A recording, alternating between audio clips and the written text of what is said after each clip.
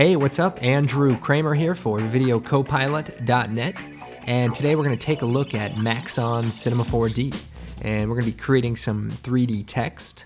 And wait a second, this seems a bit familiar. I don't know why. Okay, the truth is I was a little reluctant to tackle Cinema 4D. I'd used it before, and it was very awkward for me coming from a 3D Studio Max background, and the interface and the transforms, so everything was just backwards, and it just wasn't happening for me until I got a call from Maxon offering me a bunch of money to do Maxon Cinema 4D tutorials. And guess what? I love it now. It's fantastic. I don't have a problem. No, I'm kidding. The truth is I actually got into the keyboard shortcuts and was able to change it so that it's very similar to 3D Studio Max, and in fact I feel like I can do anything. Well, not anything, but we can do this 3D text, and that's for sure. What I'm going to do is go ahead and render this out. Okay, so as you can see, we're going to be creating some 3D text, very similar to the 3D Studio Max tutorial. Now, I do want to make one thing clear. No matter what software I use for the tutorial, most everything I will teach should translate to other software. So if you have Maya, or if you have Softimage, or if you have Lightwave, you should be able to follow along with these tutorials with maybe a few differences here and there. So you're going to want to kind of pay attention more to the techniques such as the seamless backdrop and the double bevel on the text. Okay, I'm going to go ahead and close this, and basically same deal. We have our ramp for the background and our 3D text. So I'm going to go ahead and start a new project, and I'm going to go to the Create palette and click on a plane. And in Cinema 4D, automatically creates it. And what we'll do is we'll change the size to 1,000 by 1,000. And we'll increase the segments to 60. And then we'll go to our modifiers and we'll select Bend. Now, it does work a little different in Cinema 4D. We have our objects here, and what I'm going to do is grab the Bend object and drop it into the plane. So see, the arrow is pointed towards the plane and now it's pointed down. Well, we want to point it down, and that way it's in the plane, or it's affecting the plane. And then we can go select Bend and we can play around with the settings here. Now we'll change the strength to 90 degrees. So you can see that's the bending strength. Now I will go to the coordinates and bring this over. Now I want to go ahead and rotate this so that we get that look. So I'm going to do negative 90 degrees. And if we look at another view here, I think you can middle click and that will bring the view up. I've changed all the shortcuts to my Mac shortcuts, which is Alt W. But as you can see, we've created a 90-degree bend, and that's looking pretty good. I didn't get a chance to use the watermelon joke, but another time. Now let's go on to the text. So we'll go to the Shape Create palette, and I'll click on Text, and that's going to create some text here. And we'll go ahead and take the Rotate tool, and we'll rotate it so that it's facing the camera. You can hold down Shift, and it'll snap every 5 degrees. Usually text should be facing the camera for readability. And then we'll take the Move tool, and I'll move it forward. So there's our text on our background. Now, let's add the 3D aspect to the text. Again, slightly different, but pretty similar. We're going to go and click on the Extrude NURBS. I don't know what this is. This is like a, let's see. I don't know, modifier for shapes, perhaps. And I'll click on the Extrude NURBS.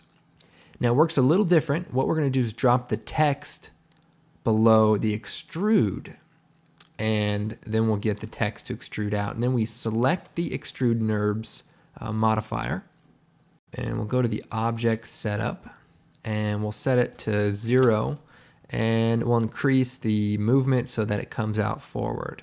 So you want this value to be 45, and this one to be 0 and 0. So there we have some cool 3D text, and then we can go to the cap option and change the end cap to fillet cap. And look at that. Nice, cool 3D text. And then we're going to duplicate this or copy paste it. We'll select the extrude NURBS modifier and choose edit, copy, and edit paste. And now there's two, and we can just move one of them back a little. And then we can change the start cap to fillet cap and the end to none. And then we can increase the radius, or actually the end to cap. See, I don't know what I'm doing here. And so as you can see, we've created that text, and we can, change the radius as needed. But it looks pretty good. Let's go back to the side view here. And then if we right click, you can choose rectangle selection and select objects. And then take the move tool, and we'll just move it down. Let's see, our plane is the white one, so we'll just move it just about there. And there we go. And then I'm going to go ahead and just scale our plane up. So we'll just increase the width and the height of the plane so that when we move our camera in, we don't see it. No, actually, I'll just move it over to fill in the space. So here's our text, and we'll do a quick preview, and it's looking not too great. But let's go ahead and add some materials. So to do that, we'll just double click in the blank area, or just File, New Material. And we can edit it here, but I actually like to double click it, because in 3D Max, it's kind of a floating palette, and that's the way I like it. So what we'll do is we'll add a reflection map. So we'll check that. And then if we click on this button, we can pick a material. So if you have a cloud or some sort of environment map, you can use that. With this HDR image, I'll choose Open. And this map is actually HDR, but it doesn't really matter. You can change the brightness, which is sort of the reflectivity. And then we have the mix amount for the HDR. So if we bring that down, we can sort of control that a little bit better. And the specular looks pretty good. That's sort of the, the highlight. And you can just affect that. Then there's all these other ones that you can affect, but that looks pretty good. And then we'll take this material and apply it to the front text. Then we can double click in the materials, create a new material, and we'll just make it dark gray like before, and apply that to the back. Or I think we can apply it right here. Maybe not. I was feeling lucky. Okay, so now we have our text, and let's render that out. All right, we are getting somewhere, and we're getting somewhere fast. Okay, now the next thing we'll do is add a light into the scene. So I'm going to create lights and cameras, and we'll just choose a light, which is sort of like an omni light. And it's right in the middle of the scene, and what I'll do is just move it up and move it in front of the text. And so you can see in relationship to it where it is. This is the top view, and it's just right in front of the text up in the air. So now we have our light, and there's no shadows on for that light. And we're going to go into the render settings, and we're going to turn on ambient occlusion. So I'm going to click on Apply to Scene, and we'll click Render. Okay, so there's our fancy 3D text. And you can, of course, play with the materials to kind of get what you're after. But anyway, I hope you guys found this tutorial useful. I gotta say, I don't mind Cinema 4D. Once I got past the quirks of the interface and the the controls, I felt right at home, with my other experience. So anyway, remember, use whatever 3D program you want, and have at it. Now, of course, in the future, I'll take you guys into After Effects and back into your 3D app, and we'll get some real tight integration going.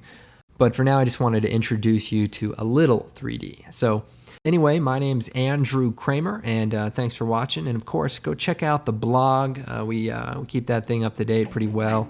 A lot of good, helpful tips there that don't always make it into the tutorials.